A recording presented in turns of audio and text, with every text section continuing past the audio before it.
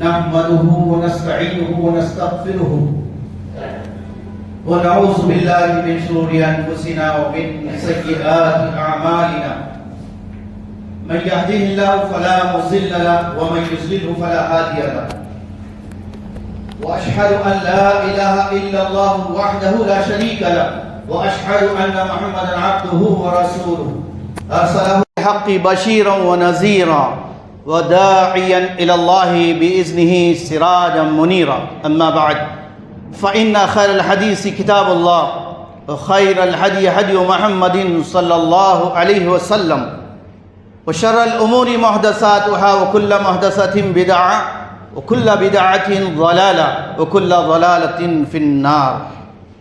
أعوذ بالله من الشيطان الرجيم. بسم الله الرحمن الرحيم.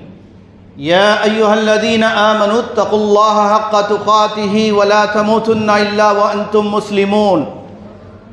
يا أيها الناس اتقوا ربكم الذي خلقكم من نفس واحدة وخلق منها زوجها وبث منهما رجالا كثيرا ونساء واتقوا الله الذي تساءلون به والأرحام إن الله كان عليكم رقيبا.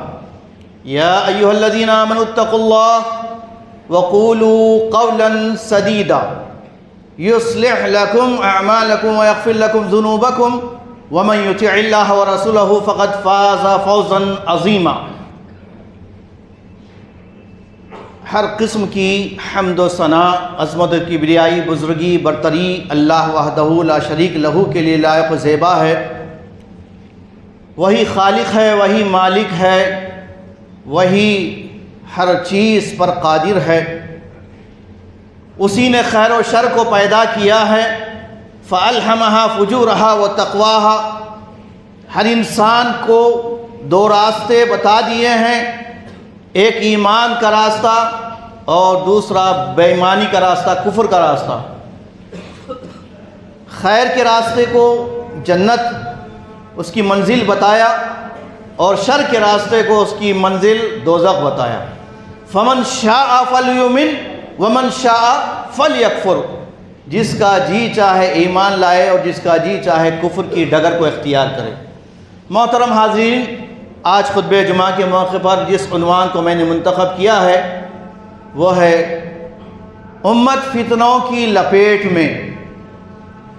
امت فتنوں کی لپیٹ میں اس کا حل کیا ہے؟ اعوذ باللہ من الشیطان الرجیم. بسم اللہ الرحمن الرحیم.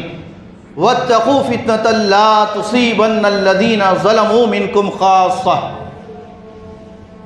بچو تم ان فتنوں کی لپیٹ میں آنے سے، ان آزمائشوں سے اور ان انتہائی انسان کو تباہ کرنے والی اور برباد کرنے والی آزمائشوں سے اور فتنوں سے، مصیبتوں سے، جس کی لپیٹ میں صرف وہی لوگ نہیں آئیں گے جو مجرم ہیں، گناہگار ہیں، خطا کار ہیں. اس آیت کی تفسیر میں ہمیں اس بات کا علم ہوتا ہے کہ جب فتنے پھیلتے ہیں، شر عام ہونے لگتا ہے، برائیاں پھیلنے لگتی ہیں اور عموم میں بلوا کی شکل اختیار کر لیتی ہے، تو اچھے نیک خیر کے کام کرنے والے لوگوں کی نیکیاں، ان کی اچھائیاں بھی کچھ اثر نہیں کرتی. یہ دور حاضر کا بلکہ قیامت کے قریب آنے والے فتنوں کی اللہ کے رسول محمد مصطفیٰ صلی اللہ علیہ وسلم نے پیشن گوئی فرمائی تھی. آپ صلی اللہ علیہ وسلم نے فرمایا تعوذوا باللہ من الفتن ما ظہر منہا وما بطن. صحیح مسلم کی حدیث. اللہ کے نبی صلی اللہ علیہ وسلم فرماتے ہیں کہ تم اللہ کی پناہ میں آؤ، اللہ کی پناہ اختیار کرو، اللہ کی حفاظت میں آ جاؤ ہر اس فتنے سے جو ظاہر بھی ہوں گے، جو ظاہری فتنے بھی ہیں اور جو چھپے ہوئے بھی ہیں.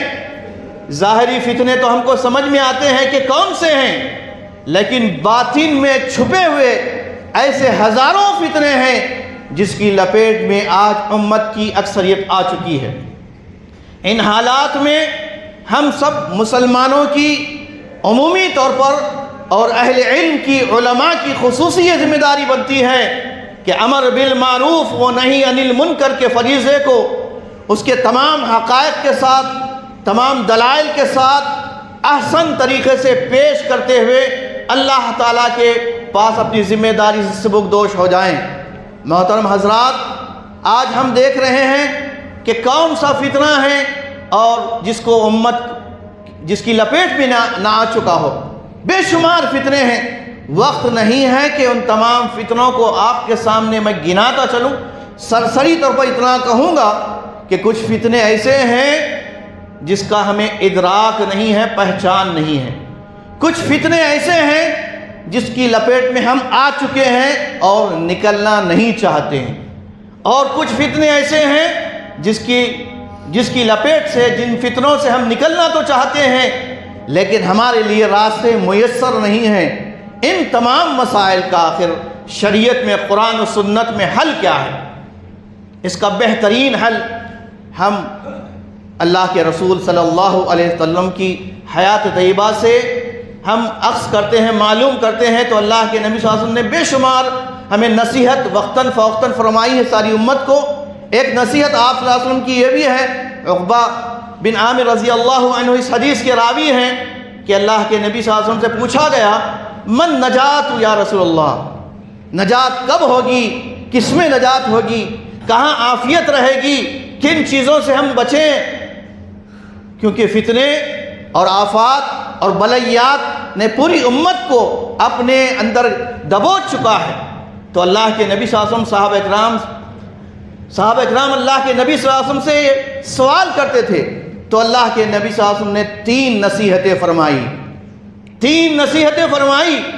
فرمایا کہ تم اپنی زبان کو کنٹرول میں رکھو، اپنی زبان کو کنٹرول میں رکھو، اور دوسری نصیحت فرمائی کہ اپنے گھروں میں چمٹے رہو، اور تیسری نصیحت یہ فرمائی وَابْكِي عَلَىٰ خَطِيئَتِكَ، اپنے گناہوں پر، اپنے غلط کاریوں پر، اپنی خطاؤں پر ندامت کے آنسو بہاؤ۔ یہ تین نصیحتیں اللہ کے نبی صلی اللہ علیہ وسلم کی فتنوں سے نجات کے لیے بھی ملتی ہے۔ ایسے بے شمار اللہ کے نبی صلی اللہ علیہ وسلم کی نصیحتیں ہیں، اگر ان چیزوں پر ہم کاربن ہو جائیں تو انشاءاللہ ہم فتنوں سے بچ سکیں گے۔ پہلی چیز آئیے جو اللہ کے نبی صلی اللہ علیہ وسلم نے فرمایا کہ زبان کو کنٹرول میں رکھیں۔ زبان کیا ہے؟ زبان کی بے شمار آفتیں ہیں، آفات اللسان کثیرہ، اتنی زیادہ ہیں کہ اگر ہم اس کا لحاظ نہیں رکھیں گے، اس کو کنٹرول میں نہیں کریں گے تو یہ زبان ہم کو دوزخ میں لے جائے گی۔ آدمی دوزخ میں جاتا ہے کس وجہ سے؟ دوزخ میں نیکیاں کر کے دوزخ میں جاتا ہے۔ آپ کو تو معلوم ہے کہ دوزخ کی آگ 3 بڑے بڑے نیک لوگوں سے بھڑکائی جائے گی۔ تفصیل کے لیے وقت نہیں ہے، آپ تمام اہل علم ہیں ماشاءاللہ، نمازیں پڑھنے والے، کتاب و سنت کے ماننے والے، آپ کو زیادہ تفصیل بتانے کی ضرورت نہیں ہے، ان لوگوں کو بتانے کی ضرورت ہے جو مسجدوں کو پھٹکتے ہی نہیں، نماز پڑھتے ہی نہیں، دین تو ان سے کبھی کے رخصت ہو چکا ہے۔ اللہ کے نبی صلی اللہ علیہ وسلم نے یہ نصیحت فرمائی تھی، بادروا بالاعمال فتنا کقطع اللیل المظلم، کہ تم نیکیاں کرنے میں، خیر کے کام کرنے میں آگے بڑھو، اور جب فتنے پھیلیں گے رات کی تاریکیوں کے ساتھ کہ پتہ نہیں چلے گا، یصبح مومنا ویمسی کافرا، آدمی صبح میں مومن رہے گا، شام میں کافر ہو جائے گا، ویمسی مومنا ویصبح کافرا، رات میں مومن رہے گا تو صبح میں کافر ہو جائے گا، صبح میں مومن رہے گا تو شام میں کافر ہو جائے گا، یہ حالت ہوگی۔ اور ایک جملہ اللہ کے نبی نے اسی حدیث میں یہ بھی فرمایا جو ترمذی کی حدیث ہے اور حسن درجے کی صحیح حدیث ہے، آپ نے فرمایا کہ تم اگر اپنے آپ کو فتنوں سے بچانا چاہتے ہو تو کثرت سے اپنے خطاؤں پر، اپنی غلطیوں کا محاسبہ کرو اور نیک اعمال میں سبقت کرو، پتہ نہیں موت کب آئے گی، موت کسی کا انتظار نہیں کرتی اور کسی کو معلوم نہیں ہے کہ کس کا وقت کتنے سیکنڈ بعد ہوگا۔ کتنے ایسے لوگ ہیں جو زندگی گزار رہے ہیں بڑے موج مستی کے ساتھ، بڑے شوق کے ساتھ، بڑے آرام کے ساتھ، لیکن اچانک موت نے ان کو دبوچ لیا، موت آ گئی، توبہ کی توفیق نہیں ملی، گناہوں سے اپنے آپ کو بچانے کی اور نیک اعمال کرنے کی توفیق نہیں ملی۔ وہ وقت آنے سے پہلے ہر شخص اپنا محاسبہ کرے۔ اللہ تعالیٰ نے سورہ حشر کی ابتدائی آیت میں فرمایا یا ایھا الذین آمنوا اتقوا اللہ، اے ایمان والو تم اللہ سے ڈرو، وَلْتَنْظُرْ نَفْسٌ مَّا قَدَّمَتْ لِغَدٍ، ہر نفس کو، ہر شخص کو، چاہے مرد ہو یا عورت ہو، بوڑھا ہو کہ جوان ہو، ہر نفس کو اپنے اعمال کا محاسبہ کرنا ہے۔ اور سب سے بڑا محاسبہ تو یہ ہے کہ انسان کل کی فکر کرے۔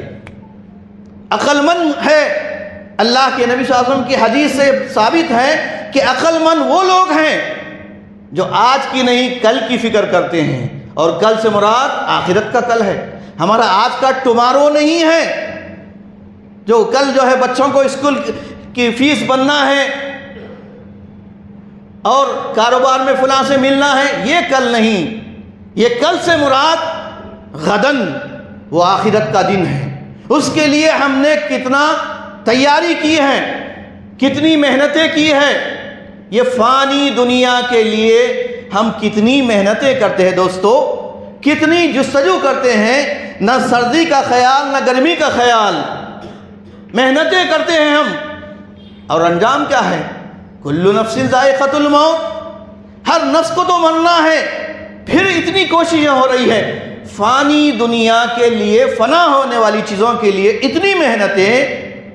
والآخرۃ خیر وابقیٰ، اور آخرت دائمی ہے، خیر ہے، باقی رہنے والی ہے، اس کے لیے ہماری کتنی کوششیں ہونی چاہیے، جو دائمی ہے، ہمیشہ رہنے والی ہے۔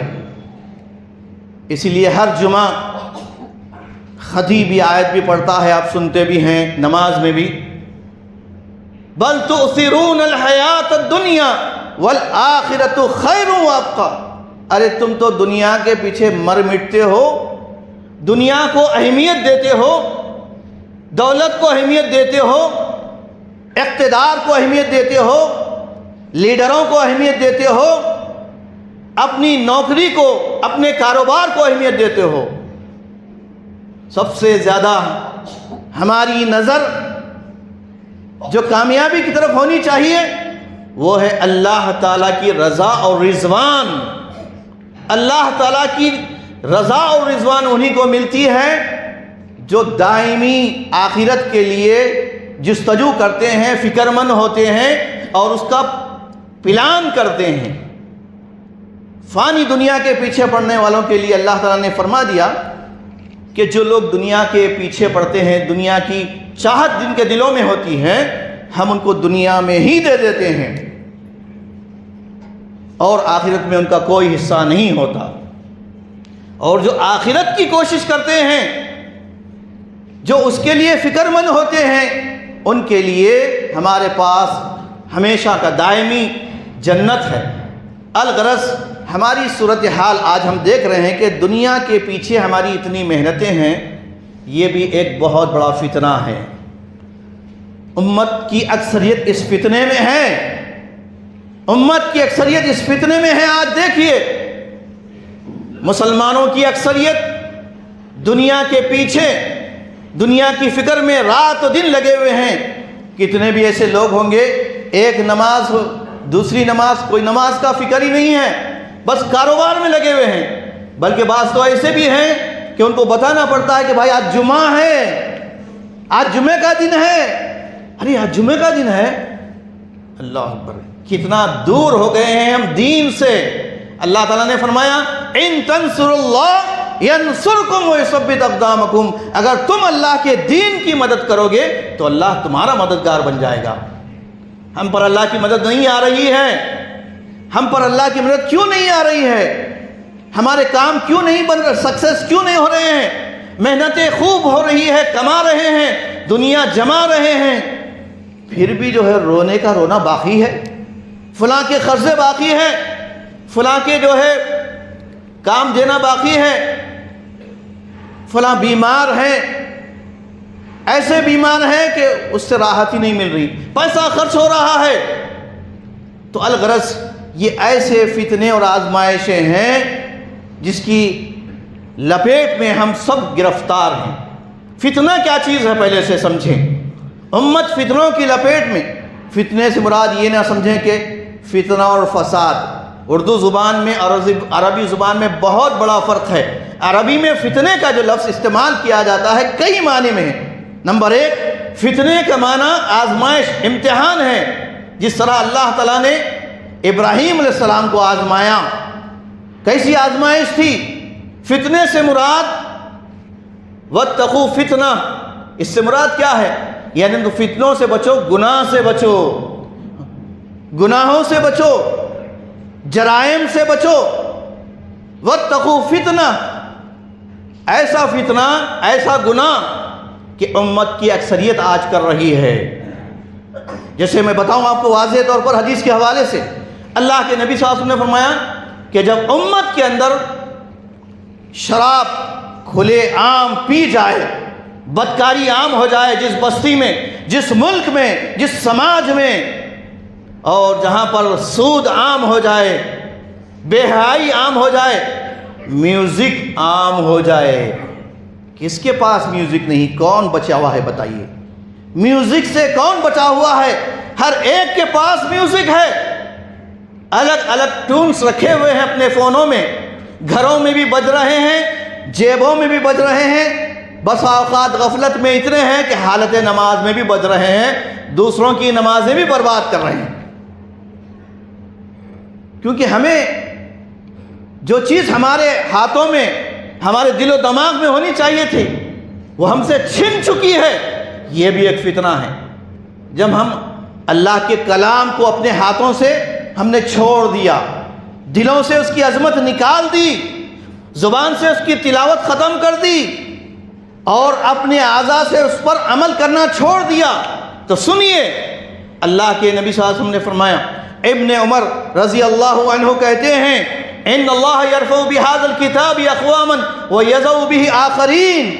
اللہ تعالیٰ اسی کتاب یعنی قرآن مجید کے ذریعے سے امتوں کو بام عروج پر لے جائے گا، ترقی دے گا، اور اسی کتاب کے ذریعے سے امت کو زوال پر کرے گا، ان کو ناکام کرے گا، ذلیل و رسوا کرے گا۔ ہے ایک ہی کتاب لیکن دو کام کرتی ہے۔ کتاب ایک ہی ہے اللہ کی، قرآن مجید، جس نے تھام لیا اس کو اور جس نے اس کتاب کی مکمل طور پر اللہ کے نبی محمد مصطفیٰ صلی اللہ تعالی علیہ وسلم کے طریقے کے مطابق اور صحابہ کرام کے منہج کے مطابق قرآن کو بھی سمجھا، حدیث کو بھی سمجھا، اور اس پر عمل بھی جو ہے نبی اور صحابہ کرام کے طریقے کے مطابق کیا، تو یہی لوگ فتح پانے والے، کامیاب ہونے والے ہیں۔ ورنہ امت کی اکثریت کے نوجوانوں کا بھی حال یہ ہے، کہیں اہل قرآن کے نام سے، کہیں انکار حدیث کے نام سے، کہیں خوارج کے نام سے، اور کہیں جو ہے سپر سلفی کے نام سے مختلف فتنے ہیں۔ اللہ توفیق دے، ہم یہی کہیں گے نوجوانوں کو، علماء سلف کو آپ تھامیں، علماء سلف سے صحبتیں اختیار کریں۔ بری صحبتیں آج کے دور کا بھی ایک بڑا فتنہ ہے، بری صحبتیں۔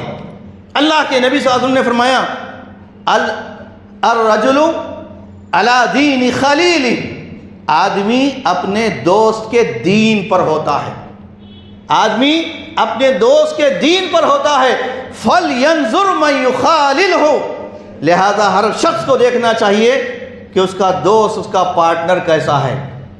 اس کا دوست اگر دیندار ہے، تقوی والا ہے، تو انشاءاللہ اس کا اثر آپ کو بھی ہوگا۔ یہ آپ دیندار ہیں، تقوی والے ہیں، امانت دار ہیں، تو آپ کا اثر آپ کے ساتھی پر بھی ہوگا۔ یہ طے ہے بات جو اللہ کے نبی نے بتائی۔ لیکن ہمارے دوست کیسے ہیں؟ کیسے ہیں بتائیے؟ بتانے کی ضرورت نہیں ہے، ہمیں کہ ہر شخص جان سکتا ہے۔ اس لیے ضرورت اس بات کی ہے کہ ہم اپنی اولاد کے دوست سہیلیوں پر بھی نظر رکھیں۔ ہماری اولاد گمراہ ہو رہی ہے، ہماری اولاد غیر قوم کے شکنجے میں آ رہی ہے۔ کیسا فتنہ ہے یہ جو ہماری نوجوان لڑکیاں آج غیروں کے سے شادیاں کرنے پر فخر محسوس کر رہی ہیں، اور طاغوت یہی چاہتا ہے، کفر یہی چاہتا ہے، فتنہ پرور یہی چاہتے ہیں کہ مسلمان صرف نام کے باقی رہیں، مسلمان صرف نام کے باقی رہیں، ان کی زندگیوں سے حیا رخصت ہو جائے، پردہ ختم ہو جائے، دینداری ختم ہو جائے، امانت داری ختم ہو جائے، وہ ہمارے ساتھ شامل ہو جائیں۔ تو عملی طور پر مسلمان آج یہود و نصارہ کے طریقے پر، مشرکوں کے طریقے پر، مجوسیوں کے طریقے پر زندگی گزار رہے ہیں۔ ابھی 25 دسمبر آنے والا ہے، آپ دیکھیے غیر قوم کی دیکھا دیکھی، حضرت عیسیٰ علیہ السلام کو جو لوگ اللہ کا بیٹا کہتے ہیں، جیسس از گاڈ کہتے ہیں، حضرت عیسیٰ علیہ السلام کون تھے؟ قرآن میں کلیئر طور پر بتایا گیا، جہاں جہاں عیسیٰ علیہ السلام کا نام آیا ہے وہاں عیسیٰ ابن مریم کہا، عیسیٰ ابن اللہ کہیں پر نہیں۔ ارے یہ تو قرآن ہے جو اللہ کا کلام بتا رہا ہے۔ اس سے پہلے کی کتابوں کے اندر بھی حضرت عیسیٰ علیہ السلام کو اللہ کا بیٹا نہیں بلکہ اللہ کا پیغمبر میسنجر بتایا گیا، میسنجر آف گاڈ بتایا گیا۔ پھر بھی جو ہے جو گمراہ ہیں وہ لوگ اپنے آپ کو اگرچہ کہ اہل کتاب کہہ لیں لیکن ان کا عقیدہ باطل ہے، عیسیٰ علیہ السلام کو اللہ کا بیٹا کہتے ہوئے اسی کا پرچار کرتے ہیں، اسی کا پروپیگنڈا کرتے ہیں۔ ابھی 3 دن پہلے کی بات ہے کہ میں راستے سے گزر رہا تھا، ایک نوجوان نے مجھے ایک ہاتھ میں ایک گفٹ دیا۔ راستے میں کئی نوجوان کھڑے ہوئے ہیں شالی بنڈا چورستے پر ہمارے حیدرآباد میں، تو میں رک کر وہ کٹ لے لیا، جان بوجھ کر میں نے لیا کہ آخر کیا چیز ہے۔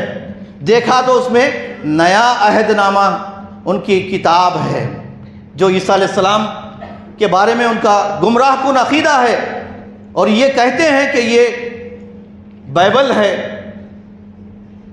ہر زبان میں اس کی اشاعت ہو رہی ہے، اور ببانگ دوہل اس کی دعوت دے رہے ہیں، کھلے عام دعوت دے رہے ہیں وہ۔ اور ہم کیا ہے؟ ہمارے پاس حق ہے، کتاب و سنت کی دعوت ہے، لیکن ان سب کے باوجود ہمارے پاس سب سے بڑا فتنہ ہے، اس وجہ سے ہم یہ کام نہیں کر رہے۔ کون سا فتنہ ہے وہ؟ ہمارے باہمی انتشار کا فتنہ، باہمی خلفشار کا فتنہ، جماعتوں میں لڑائیاں، افراد میں لڑائیاں، چھوٹی چھوٹی باتوں پر امت نے جو ہے، امت کی یہ حالت ہے، آج عمومی طور پر یہ حالت ہے۔ اللہ تعالی ہم سب کو توفیق دے کہ ہم صرف اللہ کی رضا کی خاطر دین کی دعوت کے لیے، سلفیت کے پیغام کے لیے، اسلام کی صحیح ترجمانی کے لیے آج ضرورت ہے کہ اسلام کی ایک ایک پہلو پر ہماری نظر ہو، معاشرے کی اصلاح کریں، افراد کی اصلاح کریں، گھر والوں کی اصلاح کریں، اپنی ذات کی اصلاح کریں۔ اس کے لیے ہم کو جو ہے ایک منصوبہ بند پلاننگ کرنی ہوگی، اور جب ہم اس کام کے لیے اٹھ کھڑے ہوں گے تو ہم کو آزمائشیں آئیں گی، مصیبتوں میں مبتلا کیا جائے گا۔ آپ کام نہیں کریں گے تو کوئی جھنجھٹ نہیں ہوگی، یاد رکھیے۔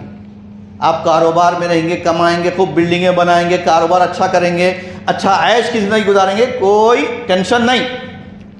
جب آپ دین کی دعوت کے لیے، خالص اللہ کی توحید کے لیے اٹھیں گے، نبی محترم صلی اللہ علیہ وسلم کی صحیح سچی رسالت کا پیغام لوگوں میں بتانے کے لیے اٹھیں گے، تو مقلدین کا فتنہ آئے گا، مشرکین کا آئے گا، منکرین حدیث کا فتنہ آئے گا، ان کی طرف سے آزمائش آئے گی۔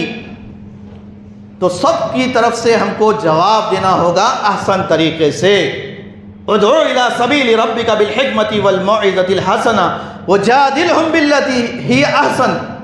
تو کئی فتنے آج ہماری امت میں ہیں، نوجوانوں کے الگ فتنے ہیں، بوڑھوں کے الگ فتنے ہیں، عورتوں کا ایک خطرناک فتنہ ہے، اللہ اکبر۔ بلکہ اللہ کے نبی صلی اللہ علیہ وسلم نے فرمایا ما ترکت من بعدی فتنة اضر علی الرجال من النساء، میں نے اپنی وفات کے بعد میرے امت کے مردوں کے لیے، آدمیوں کے لیے عورتوں سے بڑا کوئی فتنہ نہیں چھوڑا ہے۔ عورت ایک بہت بڑا فتنہ ہے، لفظ عورت، اور رہی وہ عورت جس کی ایک حدیث میں اللہ کے نبی صلی اللہ علیہ وسلم نے المرأۃ الصالحہ کہا گیا، وہ نیک عورت ہے، تعلیم یافتہ عورت ہے، دیندار عورت ہے، تقوی شیار عورت ہے، باحجاب عورت ہے، اپنی عصمت و عفت کی حفاظت کرنے والی عورت ہے، اپنے گھر کی اور اپنے بچوں کی، اپنے شوہر کی کا احترام کرنے والی، بچوں کی تربیت کرنے والی عورت، جہنم کو جنت بنانے والی۔ یعنی گھر کے اندر فتنہ ہے، فساد ہے، لڑائی ہے، جھگڑے ہیں، ان سب کو جو ہے صحیح طور پر المرأۃ الصالحہ، دیندار عورت کا انتخاب۔ اب بات آتی ہے شادیوں کی۔ شادیوں میں تاخیر ہونا یہ بھی فتنہ ہے۔ کیوں تاخیر ہو رہی بھائی شادیوں میں؟ میں پوچھنا چاہتا ہوں آپ سے، کیوں لیٹ میرج ہو رہے ہیں؟ رشتے نہیں مل رہے ہیں ہمارے نوجوانوں کو؟ نوجوانوں کو تو مل رہے ہیں ماشاءاللہ، بلکہ لا حول ولا قوت الا باللہ بھی کہنا چاہیے، کیونکہ ادھر ادھر کی لالے رہی، ارتک رستے سے مشرکہ کو شادی کر لے رہی، بدعتیوں سے شادی کر لے رہی، سب آ جا رہی ہمارے گھر میں بہو بن کر، لیکن ہماری بیٹی مسئلہ بنی ہوئی ہے، کون کرے گا اس سے شادی؟ باپ ہے 5 بچیوں کا، بچی دیندار ہے، کوئی رشتہ نہیں لگ رہا ہے، دیندار ہے، تعلیم یافتہ ہے، رشتہ نہیں لگ رہا۔ کیوں؟ ان کے پاس دینے کے لیے کچھ نہیں ہے۔ تو جو نوجوان شادیاں کر رہے ہیں ان سے ہماری یہی ریکویسٹ ہے کہ آپ اللہ کے واسطے دینداری کو ترجیح دیجئے، اس کا دنیا میں بھی فائدہ ہوگا، آخرت میں بھی فائدہ ہوگا۔ لیکن اگر آپ صرف ایسے گھر کو دیکھیں گے جہاں پر عورت بھی ملے، دولت بھی ملے، عورت بھی ملے، دولت بھی ملے، تو فتنہ مل رہا ہے۔ اور کیسی عورت؟ جس کے پاس دین نہیں ہے اور دولت، وہ تو فتنہ ہے۔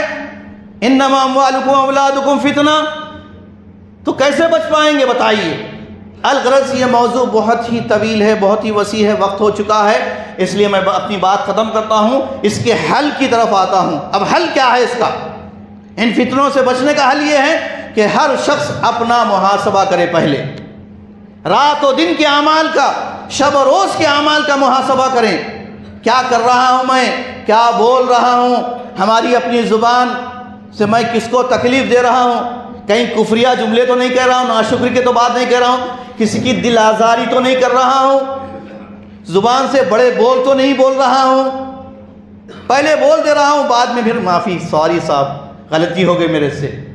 یہ ہمارا رویہ ہے، جان بوجھ کر جو ہے ہم اپنی زبان دراز کر دیتے ہیں، اور کسی کو گرانا، کسی کو نیچا کرنا، کسی کو چڑھا دینا، یہ ہماری زبان کے اندر ایسا پاور ہوتا ہے۔ لہذا ہم اپنی زبان کو کنٹرول میں رکھیں، اس سے بچیں گے تو بہت سارے فتنوں سے بچیں گے انشاءاللہ۔ پھر نمبر 2، ہم اپنے ہاتھوں کو غلط استعمال سے بچائیں۔ اللہ کے نبی نے فرمایا سب سے بہترین، سچا اور اچھا مسلمان وہ ہے المسلم من سلم المسلمون من لسانہ و یدہ، سب سے بہترین اور اچھا مسلمان وہ ہے جس کی زبان سے اور ہاتھ سے دوسرے مسلمان بھی محفوظ رہیں۔ ہم دیکھ لیں کہ اپنی زبان سے ہمارے ابا محفوظ ہے یا نہیں؟ بڑے ہو گئے، بوڑھے ہو گئے، بزرگ ہے گھر کے، کیا بول رہے ہیں ہم کو پتہ ہی نہیں۔ ہمارے اپنے ابا کو، والدہ سے کیسی لینگویج کر رہے ہیں ہم، اپنی بھائی بہنوں سے کیسی، چھوٹوں سے کیسی، بڑے ہو کر ٹھاک جما رہے ہیں، اپنے پڑوسیوں سے، یہ سب اپنا محاسبہ کریں ہم، تو انشاءاللہ ہم اپنے گناہوں سے اپنے آپ کو بچائیں گے، انشاءاللہ ہم اللہ کی رضا اور رضوان میں ہوں گے۔ اور تیسرا عمل یہ کرنا ہے کہ سب سے جہاں سے برائیاں شروع ہوتی ہے وہ دل ہے، جہاں سے برائیاں شروع ہوتی ہے وہ دل کا عمل ہے۔ دل کا عمل کو درست کرنے کو شریعت میں تقویٰ کہا گیا، ورع کہا گیا، تزکیہ کہا گیا۔ اگر تزکیہ نہیں ہوا دل کا اور قلب کا اور اپنے اندرون کا، ظاہر میں ہم کتنے ہی اچھے بن جائیں، ہم کتنا ہی اچھا ٹپ ٹاپ سے رہیں اور کتنا ہی اچھی لینگویج استعمال کریں، لیکن دل اگر پاک نہیں ہے، دلوں میں خلوص نہیں ہے، دلوں میں اتحاد نہیں ہے، دلوں میں خشیت الہی نہیں ہے، دلوں میں جو ہے ہمدردی، عاجزی، انکساری نہیں ہے، تو ساری نیکیاں لے کر ہم دوزخ میں جا سکتے ہیں، یاد رکھیں۔ لہذا ہم جہنم کی آگ سے بچنا چاہتے ہیں، اللہ تعالیٰ کی رضا اور رضوان چاہتے ہیں، تو نیکی کر کے ہم کو ڈرنا چاہیے، برائی کر کے تو ہم کو تو اپنا محاسبہ کر کے رونا گڑ گڑانا چاہیے۔ اسلاف ہمارے ایسے تھے کہ نیکیاں کر کے روتے تھے کہ کہیں ہماری یہ نیکی اللہ قبول کرے گا یا نہیں کرے گا، پتہ نہیں۔ یہ احساس جب ہمارے اندر پیدا ہوگا تو انشاءاللہ ہر چھوٹے بڑے فتنے سے، آزمائش سے، عذاب سے، بلیات سے انشاءاللہ ہم محفوظ رہیں گے، دنیا میں بھی اور آخرت میں بھی انشاءاللہ سرخرو ہوں گے۔ میں اللہ تبارک و تعالیٰ سے دعا کرتا ہوں کہ رب العالمین ہمیں صحیح معنی میں اللہ کے رسول صلی اللہ علیہ وسلم کی سکھائی ہوئی بتائی ہوئی تعلیمات پر اور آپ کے اسوے پر عمل پیرا ہونے کی توفیق عطا فرمائیں۔ ہر فتنے اور آزمائش سے ہم سب کو محفوظ اور مامون رکھے، خیر کے کام کرنے میں آگے بڑھنے کی ہم سب کو توفیق عطا فرمائیں۔ آمین۔ وآخر دعوانا الحمدللہ رب العالمین۔ سبحان ربک رب العزت عما یصفون وسلام علی المرسلین والحمدللہ رب العالمین۔